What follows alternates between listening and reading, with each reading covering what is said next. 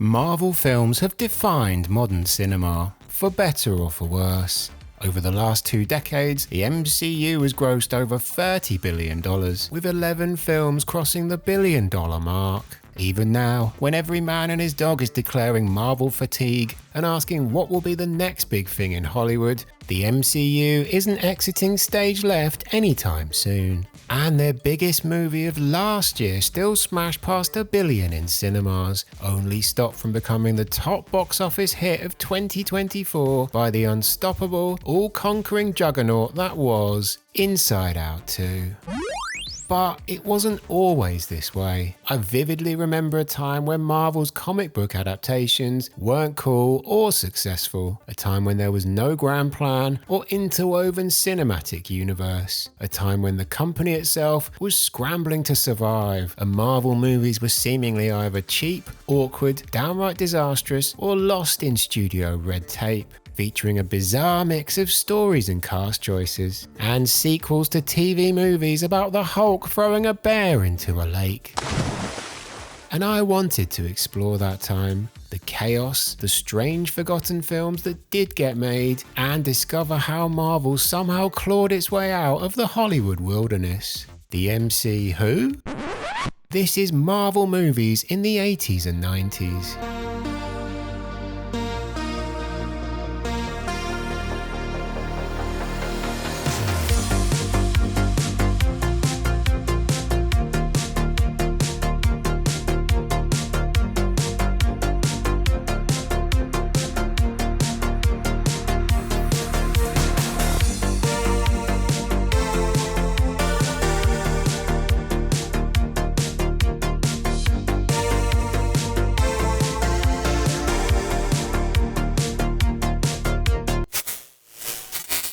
By the mid-1980s, though cheap and cheerful TV offerings starring the likes of Spider-Man, Hulk and Captain America had already seen the light of day on the small screen, Marvel had yet to really make their mark on Hollywood. The first official Marvel film adaptation hadn't made it to cinemas, but that would all change soon enough. Across the wider film industry, without any Marvel input, the comic book movie had seen a boom period in the late 70s. That bubble, however, appeared to have well and truly burst. 1978's Superman, based on the DC Comics standout and starring Christopher Reeve as Clark Kent, had initially proved that superhero movies could be very big business. Before then, comic book adaptations were largely seen as cheesy, over-the-top stories made for children. But with the rise of the blockbuster changing the industry and making studios more comfortable with releasing high-profile, high-spectacle and high-budget movies, Superman was released in December of '78 as the most expensive production ever at the time, receiving critical praise not just for its revolutionary use of special effects, but for its performances and storytelling as well. It went on to achieve massive box office numbers, grossing over $300 million worldwide, the equivalent of $1.5 billion in 2025. Superman 2, released 2 years later in December 1980, after a chaotic journey to the screen, was also a financial success, even if it dropped below its predecessor, earning just over $216 million in cinemas. The only problem was, not many other comic book movies could say the same thing. Superman 3 in 1983, which added Richard Pryor to the cast and was described by critic Leonard Maltin as an appalling sequel that trashed everything that Superman was about for the sake of cheap laughs, achieved less than half of the box office of its predecessor. Already in production by this stage was another film from the DC Superman universe, Supergirl starring Helen Slater, which was released in the summer of 1984 to terrible reviews and even more painful box office. But it wasn't just Superman 3 and Supergirl that did comic book movies' Hollywood prospects damage over this period. Flash Gordon, despite clearly being awesome and making decent money in Europe, had massively underperformed in North American cinemas in 1980. The following year, Disney entered the fray with Michael Crawford as Condor Man, not technically a comic book adaptation, but still a superhero movie and very much a flop. Major financial successes were rare, with adaptations usually ranging from small profit, low budget fare to more expensive movies that flopped hard on all fronts. As things stood in the summer of '86, Marvel's first officially licensed cinema release was ready to hatch, and it was backed by George Lucas. If Mr. Star Wars was behind it, then surely this would be the film to realise Marvel's Hollywood dreams and get comic book adaptations back on track. Right? Right? You know, he's the most exciting individual I've ever met. He isn't into the whole macho thing, but he knows who he is and what he wants. Everyone thinks of him as a hero now, but I share his feelings, and he's touched my soul. And right now, I would give anything to run my fingers through his feathers. It was time for Howard the Duck. Lucas had been interested in adapting Howard the Duck, a Marvel comic starring the hard-smoking, occasionally hard-drinking, and usually grumpy title character for years. After Star Wars, his name could essentially get anything made, so Universal greenlit the project in an agreement with Marvel. Willard Huyck and Gloria Katz, Lucas's co-writers on American Graffiti, ended up directing and producing respectively, the latter along with Lucas, who had stepped down from his role as president of Lucasfilm to concentrate more on the production side.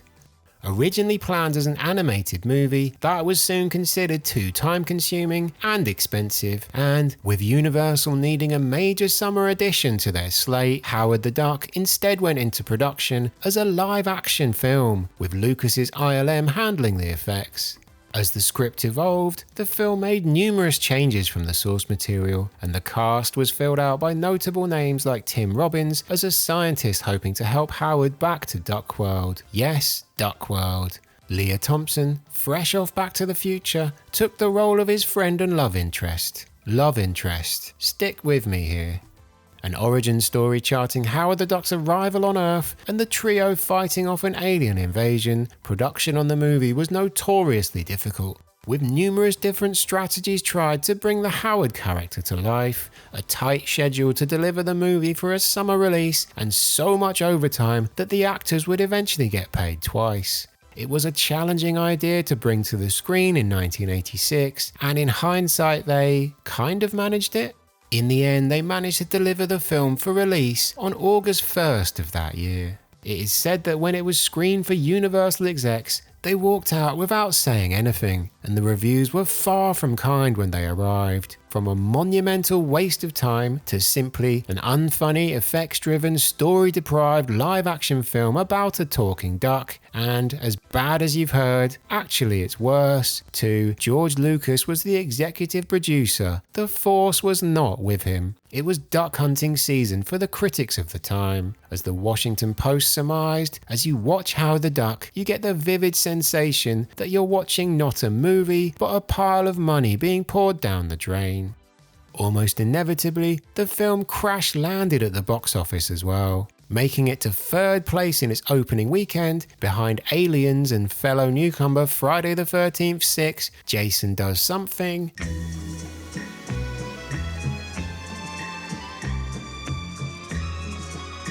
dropping almost 50% the following week and barely scratching a few $100,000 by week 4. Total worldwide takings of $37 million meant that Howard the Duck was a massive money loser and was considered a confused folly from all involved. Siskel and Ebert, of course, placed it on their worst of the year list. Well, the producer of the picture was George Lucas, and he has a company that does special effects, and they did all these special effects. So maybe they did a little more special effects, and whether they wanted to make a movie about a duck, maybe that would have been a good special effect, just all done right up here. But really, is Howard the Duck that bad? Well, yes, in some ways it is, but I can't help but have a strange sense of admiration for it. It's all over the place tonally, features numerous interesting choices for a film presented as a family-friendly summer blockbuster, and veers far away from the source material, but it's also hugely ambitious, made and performed with full commitment, and the music and aesthetic are awesome. As a fascinating 80s pop culture moment, for me, it definitely has value to this day. The fact that it even exists is a good thing. It was, however, also seen as an undeniable, notorious failure, one which was covered for years to come in merciless detail. Leah Thompson and others have discussed how the film had a negative impact on their careers, at least in the short term, and director Hike and producer Gloria Katz left for Hawaii without reading any reviews. Hike would never direct a movie again. Thankfully, Howard the Duck has been re-evaluated somewhat over the decades. Alright, kind of. Moving on, at the time, Howard the Duck didn't exactly bode well for Marvel in Hollywood, and the comic book giant wouldn't have another adaptation of their work in North American cinemas for more than a decade. Lou Ferrigno's Incredible Hulk would return for a series of TV movies 2 years later, one of which added 4 to the mix, but movie rights for major names like Spider-Man and the X-Men would remain undeveloped, lost in a web of unfulfilled film options and legal issues. Not even the Hulk's own legal team could untangle that mess. Superhero stories would be cool again before the end of the 80s, but that renaissance would happen without Marvel.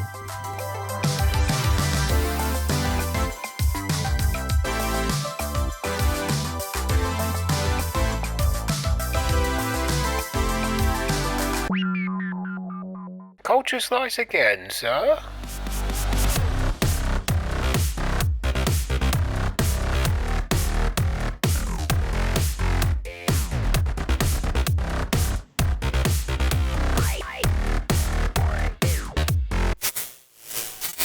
"1989 saw the release of a watershed moment for the comic book movie, a watershed moment for Hollywood in general. This was now the age of the Bat. Released in June of that year, Tim Burton's Batman, telling the story of one of DC's biggest titles, was a giant leap forward for superhero adaptations on basically every level. Hot off the success of Beetlejuice, Burton's casting of Michael Keaton in the lead role, who was primarily known as a comedy actor at this stage, was ridiculed by many. But when Jack Nicholson agreed to take on the Joker in exchange for all sorts of perks, including a percentage of the profits, then even the cynical had to sit up and take notice. With a cast filled out by the likes of Kim Basinger and Danny Elfman's iconic score mixed with classic Prince original songs, the fact that the budget ballooned to almost $50 million with plenty more millions in marketing to go with it melted away when the movie arrived. One of the best blockbusters ever made, it broke the opening weekend box office record when it debuted in cinemas, along with taking numerous other records along the way. Selling an estimated 60 million tickets in the US alone, its worldwide box office takings of over $400 million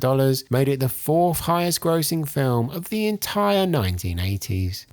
It also managed to make superhero movies and comic book adaptations more generally very cool once again. It's difficult to quantify how massive Batman was in 1989. Aside from the film itself, there was the Prince-powered soundtrack, video games and all sorts of Bat merch which was seemingly visible everywhere. I still have my Batman mug in the cupboard today. It demonstrated to Hollywood just how powerful comic book IP could be in the right hands. Both in front of the cameras and behind the scenes, Marvel simply couldn't compete at this stage. Something which must have been difficult for Stan Lee, who with Jack Kirby had taken Marvel to the top of the comic book industry decades earlier and had long seen cinema as the obvious next step for their characters to accept. Behind the scenes, things were also pretty turbulent. New World Pictures had purchased Marvel in late '86, but with financial issues mounting, they sold ownership to Ron Perelman's company, McAndrews and Forbes Holdings, in January of '89. New World maintained Marvel Productions, which covered TV animation, but the publishing and character rights were owned by McAndrews and Forbes, although by this point, most of the movie rights for the major names of the company had already been sold off to a variety of studios. Clear as mud, perfect. Hello? Oh, hi boss. Great, thanks. Yeah, I'll come for a drink after work. Sorry, actually, while I have you, what was the next major Marvel adaptation after Howard the Duck anyway? The Punisher starring Dolph Lundgren. I mean, it's a bit more niche than I thought, but that sounds awesome. What? Really? It didn't even get released in cinemas in North America. Oh man, what are the reviews like? Okay, right, we need to discuss this one in a bit more detail then. A product of Marvel's New World era, The Punisher was an adaptation of the comic character of the same name, featuring an ex-US Marine who loses his family at the hands of criminals and becomes a vigilante out for justice. The film nailed the overall mood of the comic, but took liberties with some of the story beats and lost iconic elements such as the skull logo, which at the time was seen as being too much of a comic book look. Although this film was made before the release of Batman, in time, that would prove an increasingly baffling decision. The Punisher was writer Boaz Yakin's first ever produced screenplay and was directed by experienced editor Mark Goldblatt, who was fresh off another New World production, Dead Heat, a zombie action comedy which I very much now want to watch. Dolph Lundgren looked the part as the Punisher, but he wasn't exactly opening blockbusters at this point. Ivan Drago in Rocky IV had been an insanely strong first starring role for Lundgren, but by '87 he was starring in the certified box office disaster, although I love it, Masters of the Universe, and was starting to enter his straight-to-video action hero era. The film covers the story of the Punisher's loss of his family and his life living in the sewers enacting revenge against the city's criminals, while his ex-partner, played by Lou Gossett Jr., attempts to track him down. Punisher continues to do good deeds despite being a haunted shell of a man, and a convoluted set of circumstances ends up with him agreeing a temporary partnership with a local gangster, played by Dutch actor Jeroen Krabbe, to take down the Yakuza and rescue the mob man's son. The Punisher was meant to make it to cinemas worldwide, but the messy financial situation of the collapsing New World ended up seeing it shelved in North America, even if it did make it to the big screen elsewhere across the world. Released in other territories in the autumn of '89, it wouldn't hit video stores in the US and Canada until the best part of 2 years later, in April of 1991.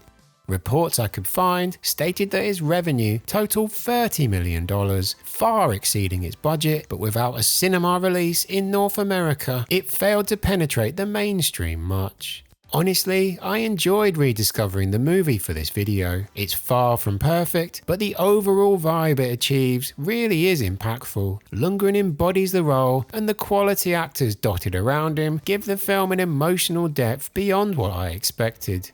Call me crazy, most reviews I could find were negative, but I enjoyed this version of the story. Even if I think The Punisher is a bit of a hidden gem and it made some cash on video, the reality is that whilst the biggest DC movie of 1989 was a huge blockbuster hit and a legitimate pop culture moment, the top Marvel movie to see the light of day that year barely made it to a cinema screen. The contrast between the Hollywood status of the two highest profile comic brands could not have been more stark. But not to worry too much, the catalyst for major change in the Marvel cinematic world was just around the corner. Well, when I say just around the corner, I obviously mean it was almost a decade away. But Marvel's Hollywood journey would eventually be taking another turn in the next decade. We were entering the 1990s.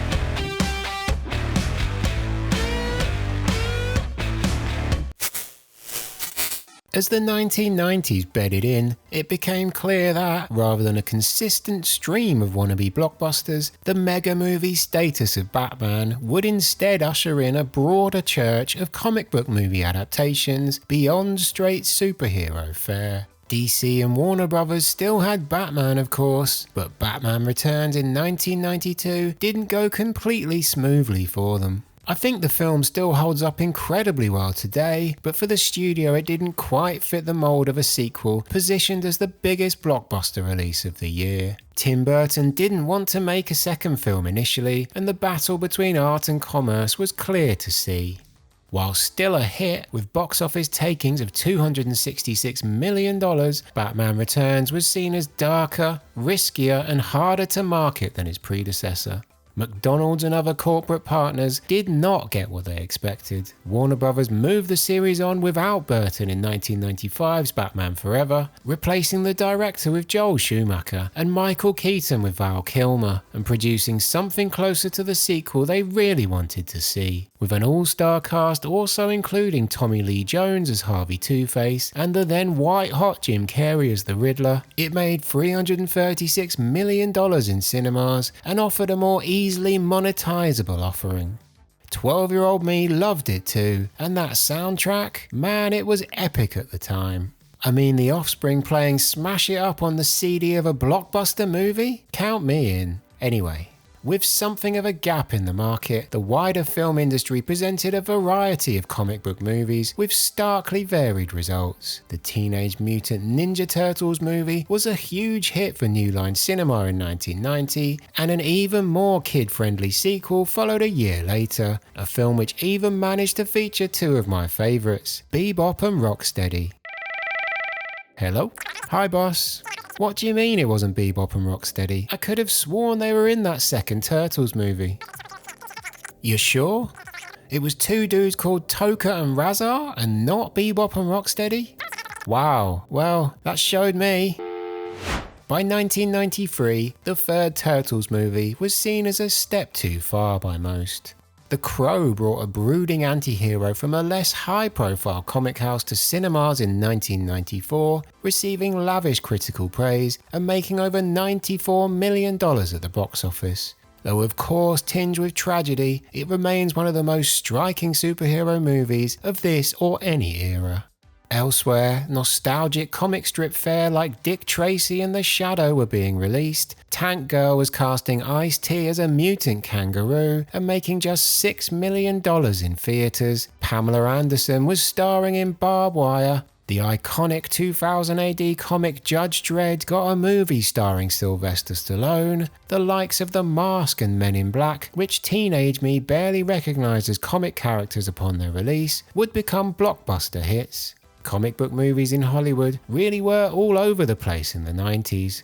One thing was for sure though, Marvel still just couldn't seem to find their footing on the big screen. Captain America, the first Marvel adaptation of the new decade, had been produced by Menahem Golan, notorious for his canon film years and fresh off box office duds like Superman 4 and Masters of the Universe. Made for just $3 million, with Matt Salinger as the title character and Scott Paulin as an Italian Red Skull, it was supposed to be released in cinemas in 1990. And it was, in a handful of screens in a few international markets. In North America, despite posters announcing its theatrical release appearing in Manhattan, it would eventually sneak out on video with barely any promotion in July of 1992.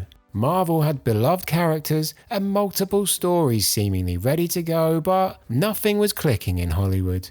So what was going on exactly? Well, the company's film rights having been sold off in the 80s to a disparate group of studios without any sort of singular vision or oversight was still causing major headaches. Numerous studios argued over the rights for Spider-Man for years. Orion had an option for the X-Men, which went nowhere. Rights which later transferred to Fox, and then there was the Fantastic Four. On this one, they succeeded in getting a film adaptation in front of the cameras before the movie itself disappeared. Producer Bernd Eichinger's Constantin Films, yes, the same company behind The Neverending Story, had rushed an adaptation into production in the early 90s with the help of low-budget kingpin Roger Corman for less than $1 million. Directed by Ollie Sassone, who had made his name as a music video director, production ran from late 92 into early 93 across Los Angeles. And then when it was completed, nothing happened. Just silence. The cast, crew and even Stan Lee were unaware that the film would in fact not be released, with trailers running in cinemas and a premiere in early 94 scheduled before that was abruptly cancelled, and all copies of the film being locked away. So the box office takings were, in fact, $0. The precise reason for the cancellation has been debated ever since, with Stan Lee maintaining for the rest of his life that Eischinger planned the whole ruse to avoid losing the option to make a bigger version with a major studio in due course. Eischinger told a different story, that Marvel exec Avi Arad paid the producers off for their expenditure with the express intention of burying the picture. Either way, at the time, this was another major blow for Marvel in Hollywood. By 1996, after the disappearing Fantastic Four movie, it had been a full decade since there had been a proper cinema release for Marvel worldwide. But there was another Marvel movie on the horizon. Well, sort of. In a year where the likes of Independence Day, Twister, and Mission Impossible were dominating the global box office, Marvel's feature-length efforts couldn't have been further away from the top of the industry. Originally created as a pilot for more films or even a TV series, a feature-length Generation X film debuted on Fox on February 20th, 1996. An X-Men offshoot in its original comic form, this version told the story of a group of student mutants being trained at a private academy who end up uniting with their teachers to stop a scientist, played by former Max Headroom Matt Frewer, who is attempting to harness the mutants' dreams for his own benefit. A Generation X franchise did make sense in the mid-90s in some ways. Counterculture was part of the zeitgeist, and rebellious teenagers were all over the mainstream, not least on TV, and that 90s teen angst vibe is present here for sure. You can see the thinking, but the tone is again confused, and some of the creative choices are interesting. It's another very low-budget attempt, but some of the performances, such as from Frewer and Fiona Hughes as the White Queen, are decent. I'd say it was a mixed bag, but given that it wasn't commissioned beyond this first encounter and everyone else seemed to not like it much, it's fair to say it wasn't a roaring success. With Marvel toiling to get any movie traction, DC and Warner Brothers weren't exactly pulling up trees in Hollywood either. 1997 was not a good year for their cinema output, not only inexplicably choosing to cast Shaquille O'Neal as superhero Steel for a movie which made just $1.6 million in North America, but also releasing the epic all-time disaster that was Batman and Robin.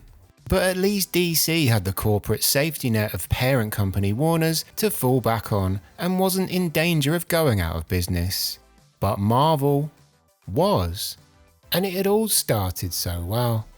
The wider comic book industry had seen a boom in the late 80s and early 90s, aided by them being seen more broadly as valuable collector's items, and revenue had gone through the roof. But as some had predicted, that boom eventually turned to a bust, and Marvel wasn't in the best position to weather the storm. Under Ron Perlman's leadership, Marvel had floated on the stock market during the boom period, before spending what is speculated to be more than $700 million buying other companies.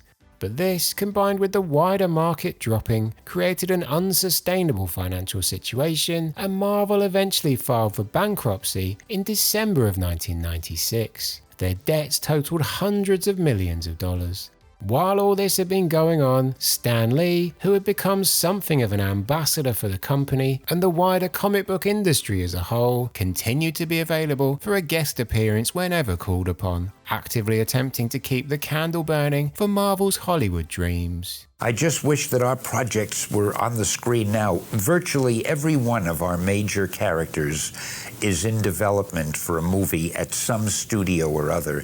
And I think about a year from now, you're going to see such a proliferation of Marvel movies that you'll be amazed. The thing is, even at the time, it always felt like a blueprint for transferring the brand stories to the big screen was already available in the layered, nuanced storytelling of the Marvel TV cartoon adaptations of X-Men and Spider-Man, which both ran for 5 seasons in the mid-90s and proved that this source material could deliver. Marvel films would take a lot of lessons from their success, eventually, but not quite yet. In May of 1998, it was hoped that another TV movie would be the launchpad for a new Marvel franchise, with the potential for more films or a full series. To try to make sure that would happen, they needed star power. They needed the Hoff.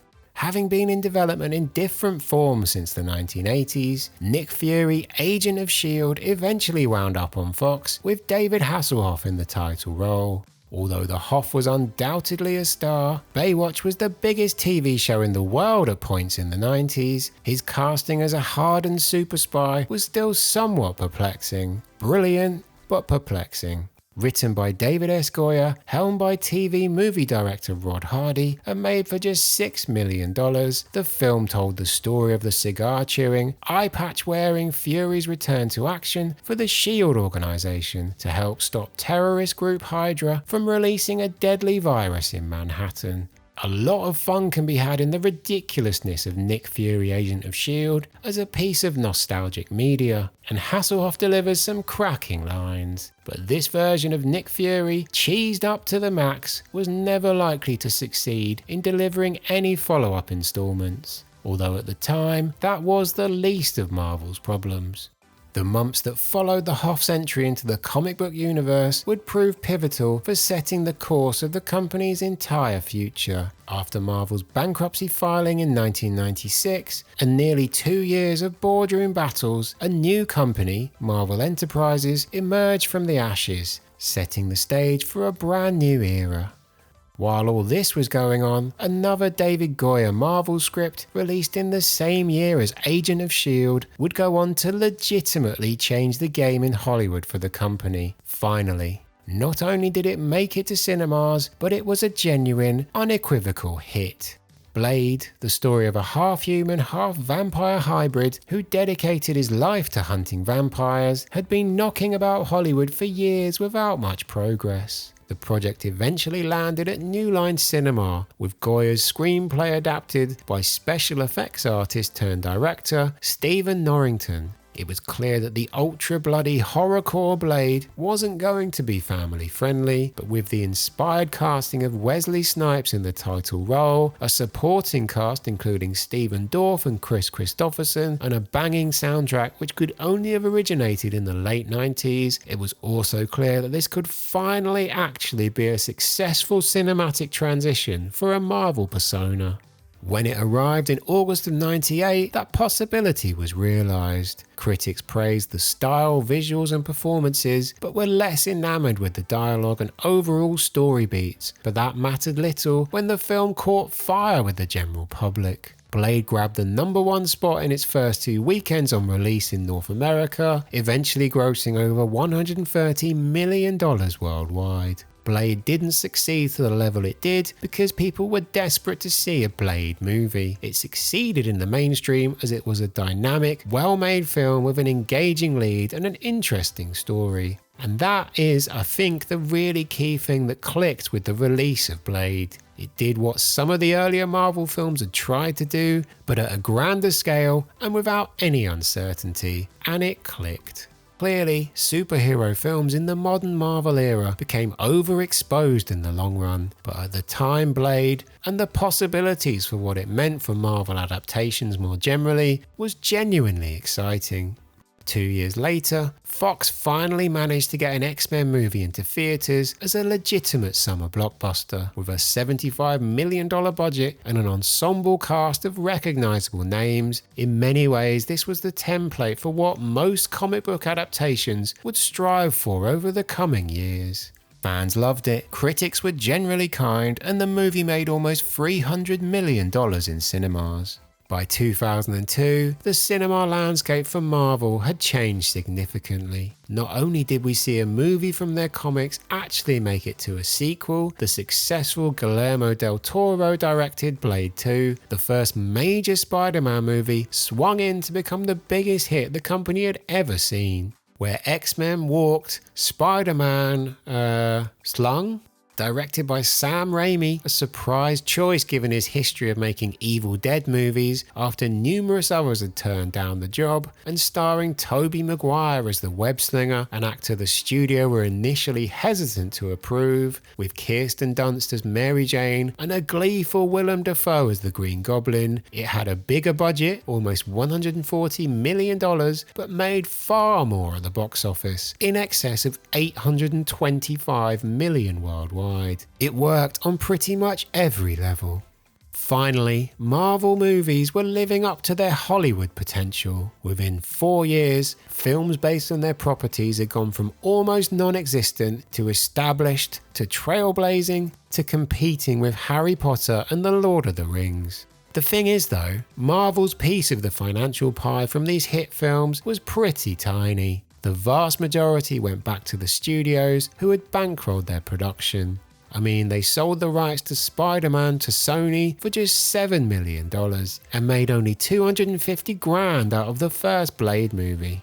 As nice as it was to have movies made of their biggest names, or to just have movies in cinemas, for Marvel to really become a Hollywood player, they would need to consider a new approach. But for now, after decades of trying, it was at least proof that these stories could be box office gold. A realization which would lead to the boldest gamble Marvel had ever taken.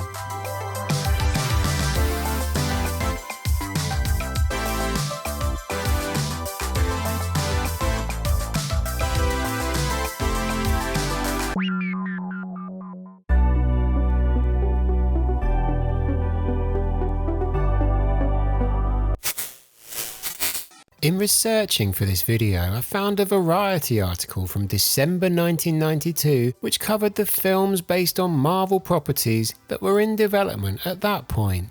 The list is pretty fascinating. From a film version of Doctor Strange directed by Wes Craven, to Blade starring LL Cool J, and eventual Blade Wesley Snipes leading an adaptation of Black Panther, to Oliver Stone discussing making an Elektra movie. It's a wild list.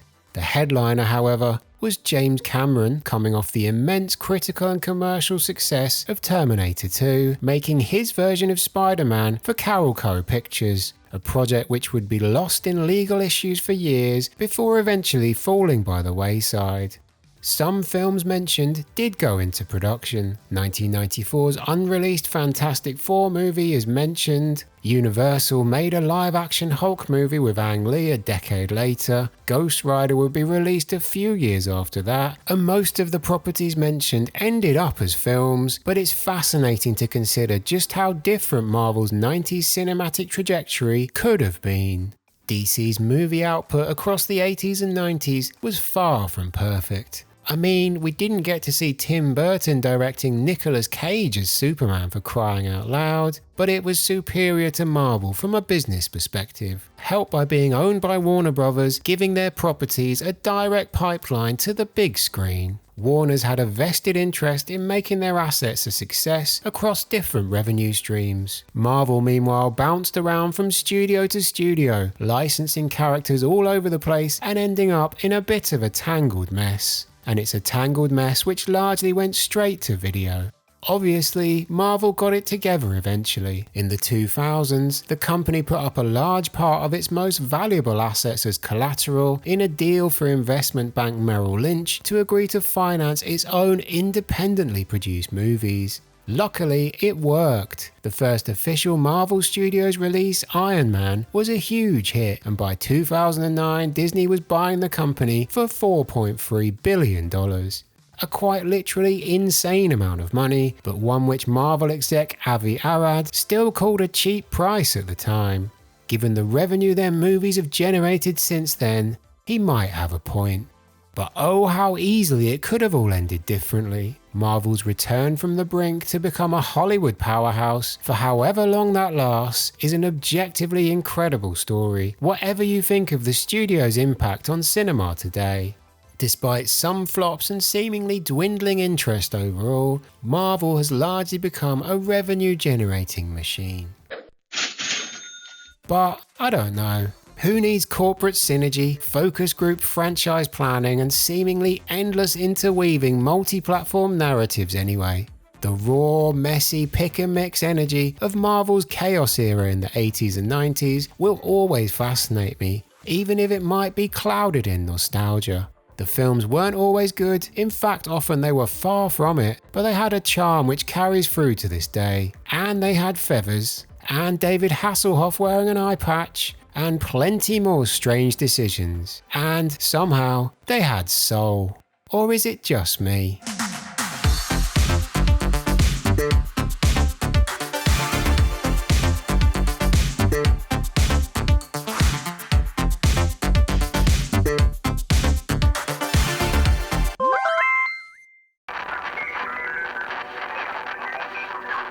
Hey, you're still here. Cool. Thanks for watching the video.